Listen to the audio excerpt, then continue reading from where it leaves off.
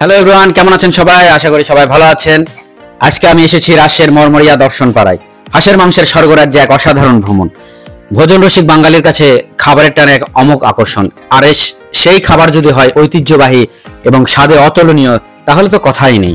অনেকদিন ধরে রাজশাহীর মরমরিয়া দর্শন পাড়ায় হাঁসের মাংসের সুখ্যাতি শুনছিলাম।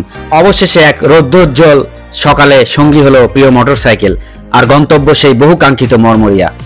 রাজশাহী শহর থেকে প্রায় 20 কিলোমিটার দূরে এক গ্রামীণ জনপদ।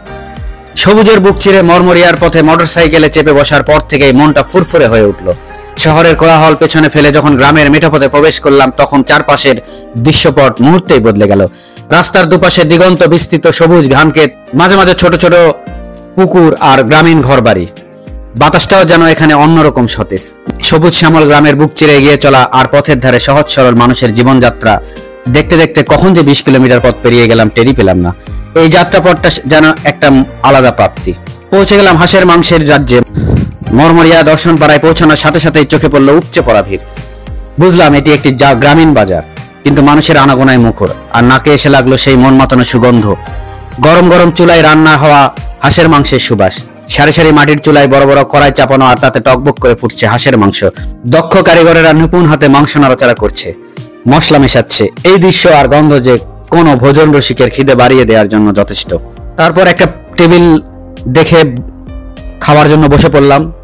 আমাদের সামনে গরম গরম হাঁসের মাংস পরিবেশন করা হলো। ধোঁয়া ওঠা মাংস, সাথে ঝোল আর আনলিমিটেড ভাত।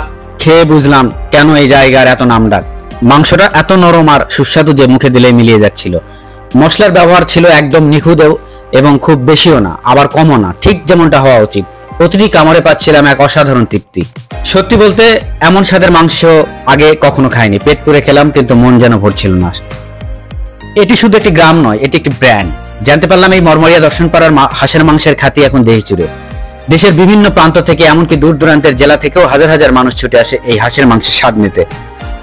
একটি দুটি দোকান দিয়ে শুরু হলেও এখন এখানে হাঁসের মাংসের বেশ কয়েকটি দোকান নিয়ে রীতিমতো একটা মাংসের বিক্রির কেন্দ্র গড়ে উঠেছে।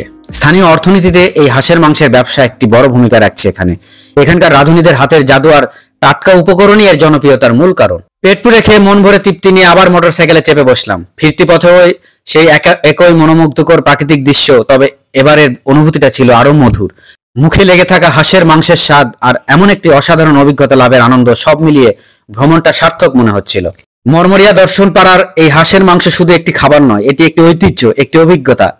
আপনি যদি ভোজন রসিক হন এবং নতুন স্বাদের সন্ধানে থাকেন, তাহলে একেবারের জন্য হলেও রাজশাহীর এই মরমরিয়া দর্শন পাড়ায় ঢু মেরে আসতে পারেন। হলপ করে বলতে পারি আপনার ভ্রমণ এবং রসনবিলাস দুটোই সার্থক হবে।